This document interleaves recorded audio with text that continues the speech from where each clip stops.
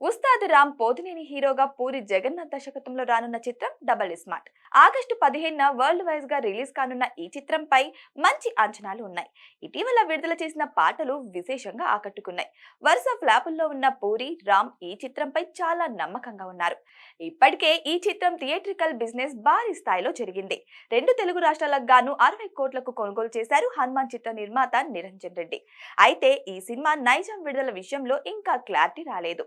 Rights కొనుగోలు చేసిన నిరంజన్ రెడ్డి మైత్రి movies ద్వారా రిలీజ్ చేయాలని చూడగా సీన్ లోకి ఎంటర్ అయ్యారు లైగర్ సినిమా డిస్ట్రిబ్యూటర్ వరంగల్ శ్రీను.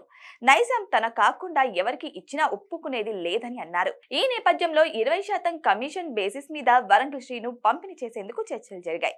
అయితే అసలు లైగర్ నష్టాలు ఎంత అనేది లెక్క తేలాలనే కారణంగా వ్యవహారం మళ్లీ మొదటికి వచ్చింది.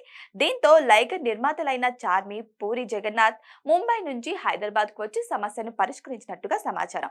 మరోసారి పూరి జగన్నాథ్, చార్మి, వరంగల్ శ్రీను మైత్రి మూవీ సమక్షంలో ఈ పంచాయతీ జరగనుంది. మరి ఈసారైనా లైగర్ లెక్కలు క్లోజ్ అయ్యి డబల్ స్మార్ట్ కు లైన్ క్లియర్ అవుతుందేమో చూడాలి.